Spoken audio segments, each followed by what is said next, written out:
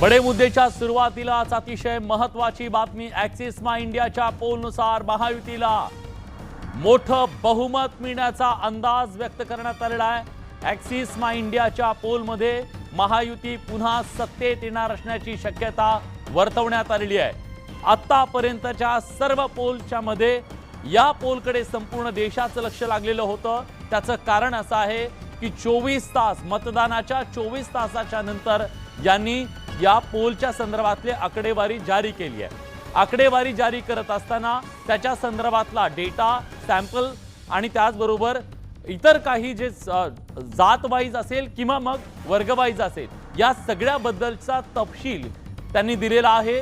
पण या सगळ्यातलं महत्त्वाची बाब ही आहे की ज्या प्रकारे महायुतीला त्यांनी आकडे दिलेले आहेत, हे आकडे अनेकांना अविश्वसनीय कदाचित वाटू शकतात, अनेकांचे डोळे विस्फारले जाऊ शकतात, पण हे आकडे खरंच असतील का याच्याबद्दलची चर्चा सुरू झाली आहे। कारण ॲक्सिस मा इंडियाचा हा पोल महायुतीला बंपर जागा देत सत्तेत पोहोचवताना दिसतोय। त्यामुळे बघूया हा अंदाज नेमका काय वर्तवण्यात आलेला आहे। ॲक्सिस मा इंडियाचा हा पोल काय सांगतोय बघा बघा पडद्यावरती। ॲक्सिस मा पोल महायुतीला 178 ते 200 जागा, महाविकास आघाडीला 82 ते 102 आणि इतरांच्या खात्यात केवळ 6 ते 12 जागा जातील असा अंदाज वर्तवण्यात आलेला आहे।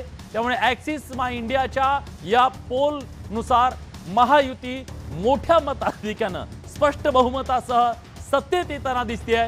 पण या सगळ्यामध्ये स्वाभाविकपणे भाजप किती, शिंदेची शिवसेना किती, राष्ट्रवादी काँग्रेस किती, 82 ते 102 मध्ये काँग्रेस किती, उद्धव बाळासाहेब ठाकरेंचा पक्ष किती आणि राष्ट्रवादी शरदचंद्र पवार यांचा पक्ष किती याची उत्सुकता आहे। इतरांमध्ये 6 ते 12 मध्ये नेमकं कोण आहे याची उत्सुकता तुम्हाला असणार आहे। आपण हे सगळं जाणून घेणार आहोत। पण महत्त्वाचं आहे महाराष्ट्रातल्या कुठल्या विभागात कुणाची ताकद आहे हे सुद्धा त्यांनी स्पष्टपणे सांगितलेलं आहे। आपण एकदा नजर टाकूया मुंबई कुणाची, मुंबईमध्ये आवाज कुणाचा याचं उत्तर दिलेलं आहे। महायुतीला तिथं 22 जागा, महाविकास आघाडीला 14 जागा, इतरांच्या खात्यात 0 असा त्यांचा अंदाज आहे। म्हणजे मुंबईमध्ये महायुती मोठ्या संख्येने येते असं म्हणतंय। जर इतरांच्या खात्यात 0 असेल तर मग माहीमचं काय, मग शिवडीचं काय, मनसेचं काय हा सवाल मात्र या निमित्तानं निर्माण झालेला आहे। तर पुढचा बघा आता पुढचा आकडा काय। कोकण आणि ठाण्यामध्ये ज्या जागा आहेत त्याच्यामध्ये महायुती पुन्हा इथं पुढे दिसतेय। 24 जागा महायुतीला मिळू शकतात, महाविकास आघाडीला 13 जागा, इतर 2। मग कदाचित हे पालघर मधल्या 2 जागा आहेत का काय की अपक्ष कुठले लागणार आहेत, कारण तिकडे घारेंची चर्चा आहे। कोण आहे हे आपल्याला तपशील त्याच्यातला नंतर कळेल। पण आपण आता बघा इतरांकडे 2 जागा जात आहेत, म्हणजे अपक्ष 2 येतील असं म्हणतंय किंवा बहुजन महाविकास आघाडी असेल, बहुजन विकास आघाडी असेल हे अजून कळू शकले नाहीये। पण 24, 13 आणि 2 अशा प्रकारची ही आकडेवारी ॲक्सिस सांगतायत कोकण आणि ठाण्याच्या संदर्भात। सगळ्यात महत्त्वाचा मराठवाडा, मराठवाडा 1.5 वर्ष धगधगतोय। प्रचंड पोलरायझेशन या निवडणुकीमध्ये होतं मराठा आणि ओबीसींचं। या पोलरायझेशन मध्ये महायुती 30 जागा, महाविकास आघाडी 15, इतरांच्या खात्यात 1 जागा जाण्याची शक्यता आहे। जर असं झालं तर जरांगे पाटलांच्या आंदोलनानं धगधगणाऱ्या मराठवाड्यात सुपडा साफ करा महायुतीचा असं म्हटलं गेलं। पण चित्र मात्र तसं दिसत नाहीये। जिथं जरांगेंचा जोर होता तिथं मविया कमकुवत पडताना दिसतेय आणि महायुती मात्र जोरात दिसतेय ॲक्सिस मा इंडियाच्या पोलच्या नुसार। त्यामुळे हे खरंच होणार आहे का अविश्वसनीय वाटू शकतं। पण या सगळ्याबद्दलचे जे आकडे आहेत ते मात्र सगळ्यांच्या समोर दिलेले आहेत आणि त्याच्याबद्दलच्या डिटेल्स सुद्धा दिले। पुढचा बघा पुढचा विभाग काय सांगतोय। पुढचा विभाग उत्तर महाराष्ट्र आहे। उत्तर महाराष्ट्र हा साधारणपणे महायुती, भाजप आणि शिवसेनेचा बालेकिल्ला आतापर्यंत राहिला होता आणि यावेळेस जे चित्र दिसतंय तब्बल 38 जागा महायुतीला, महाविकास आघाडीला केवळ 7 जागा, इतरांच्या खात्यात 2। याचा अर्थ काय, याचा अर्थ जवळपास हे क्लीन स्वीप कडे चाललंय उत्तर महाराष्ट्र। आणि उत्तर महाराष्ट्रातला मग जो आदिवासी बहुल भाग होता, ज्या आदिवासी बहुल भागाने भाजपला अत्यंत चपराक दिलेली होती, खूप पाणीपत झालेलं होतं लोकसभा निवडणुकीमध्ये, त्या आदिवासी भागात सुद्धा मग महायुतीने कमबॅक केले का सवाल हा आहे। आपण डिटेल्स त्याच्याबद्दलचे जाणून घेऊया। पुढचा भाग बघा उत्तर महाराष्ट्र झाल्यानंतर पुढे जाऊया आपण पश्चिम महाराष्ट्र शरद पवार यांचा बालेकिल्ला, राष्ट्रवादी काँग्रेसचा बालेकिल्ला म्हणून ओळखला जात होता. पण 2014 नंतर चित्र बदललं. आता काय?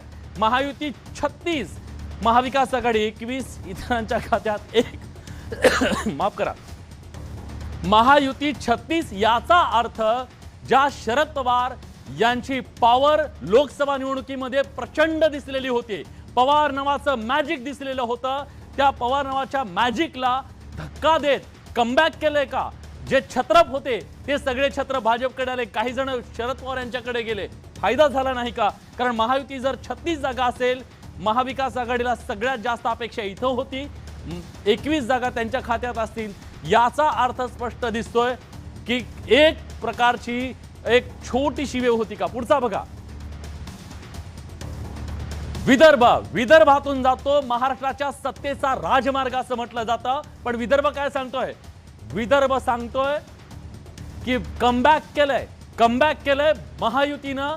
ज्या विदर्भानं केवळ 2 जागा दिल्या होत्या, एक नागपूरची भाजपला गडकरींची आणि दुसरी बुलढाण्याची शिवसेनेला, केवळ 2 जागा लोकसभेला दिल्या होत्या.